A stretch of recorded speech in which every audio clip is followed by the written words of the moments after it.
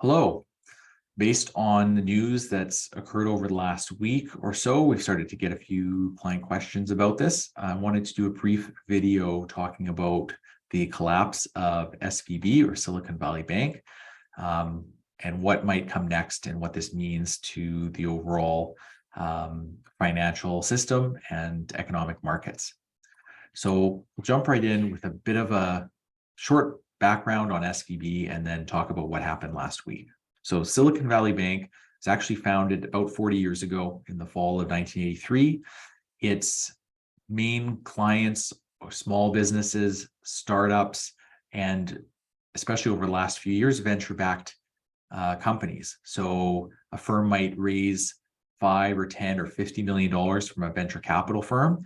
And a lot of these startups, these technology businesses would then go and deposit that money into their SVB bank account. So SVB was unique in that way because it had a lot of, it was very concentrated in terms of the type of clients that it dealt with. Most banks aren't like that, but SVB sort of had this niche market and was very, definitely a market leader in this area. And before it collapsed last week, it was the 16th largest bank by assets in the US. So there's some regulations where some of the larger banks were considered too big to fail, and they had additional capital requirements and things put in place. SVB wasn't one of those banks. It was a little bit smaller, still very large, but not amongst the top 10 in terms of US banks. So what started this issue for SVB was that its clients during 2020 and 2021, during the pandemic, there was so much money flowing into these VC-backed firms, these venture capital-backed firms, these technology companies, these startups. There was so much money flowing into them, and they were depositing a lot of this in their SVB accounts, that deposits at the bank grew from 62 billion, grew almost or more than threefold in 2 years to 189 billion at the end of 2021. So you might say, well, why did this end up being bad for SVB? Well, the problem was, banks take money in the form of deposits. They try to earn interest on that by lending it out, and that's how they make their money. Now, the challenge was there weren't nearly enough loans that they could make to use all these deposits. So instead, they started investing in US government bonds, which are, as we've talked about, very safe investments, provided that you hold them to maturity. And what happened in 2022, two important things happened, and both of these were caused by interest rates. One of these things happened directly, and one of these things happened indirectly because of rising interest rates. So the first thing, we've talked about this before, I've done a video on this before, the value of the government bonds that SVB held decreased, right? When interest rates go up, bond prices go down. Now, this wouldn't particularly be a big deal if these bonds were held to maturity. But as we'll see in a minute, this wasn't the case.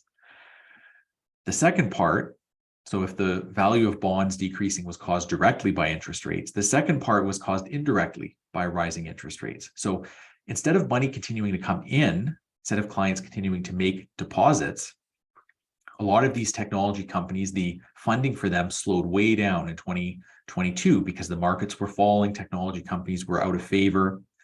And so these companies weren't raising nearly as much money. And in fact, because of most of these businesses, aren't profitable, they're startup businesses. So they're paying their employees, they're paying their suppliers, money's coming out. And so instead of money coming into SVB every month, money started coming out. So again, on its own, that's not a big issue. Neither of these 2 points is particularly a big issue until you combine them together. So what happened was the bank had to sell some of their bonds to help cover withdrawals. They took a loss on those bonds, and they realized that they were going to have to raise some more capital because they basically couldn't keep taking losses on these bonds. There's some accounting weird things that go here from an accounting perspective, but last week SVB decided that they needed to sell some shares, raise equity to help offset some of these losses that they were experiencing on these bonds that they had to sell to meet client withdrawals. And this announcement caught, I think, most investors and clients off guard, and they started to be concerned about the bank's financial stability. why is the bank having to raise emergency capital? What's happening here? And it's important to know that because a lot of SVB's clients were small businesses and some of them, even though the businesses might have been small, they were sitting on all this money that they raised. So they might be 10 million or even $50 million sitting in cash in one of these bank accounts. But FDIC, the deposit insurance in the US, goes up to $250,000 per account. So because so much of the deposits, more than 90% of the deposits, wouldn't be eligible for this deposit insurance, it basically started to create a panic situation where clients started being concerned about the future of the bank and knew that only a small portion of their deposits would be covered by deposit insurance. So this led to a run on the bank. And last Friday, when this really accelerated, more than $40 billion came out of SVB in a single day. So another issue here, because a lot of these companies were very connected to each other, a lot of them were backed by the same few venture capital firms.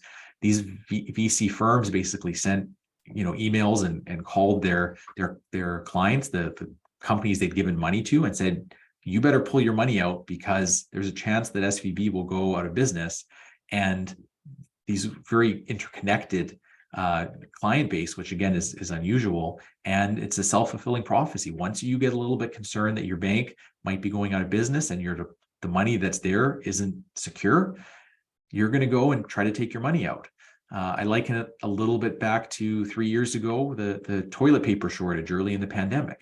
It wasn't so much that there was that much of a toilet paper shortage, but people it was a self-fulfilling prophecy. Once you heard that toilet paper was becoming scarce, you went out and tried to buy some more toilet paper to stock up on it. And that created the issue. Then there were shortages because of that.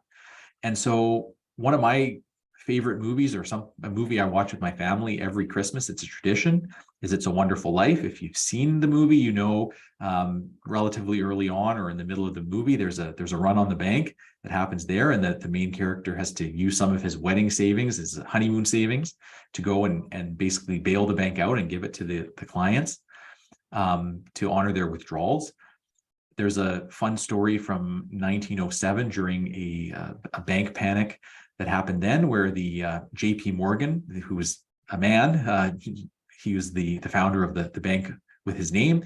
He told the tellers at the bank to count the money more slowly to ensure that the bank didn't have to, so to slow down the rate of the withdrawals to try to survive the panic, the run on the bank. And so in the olden days, you could do that.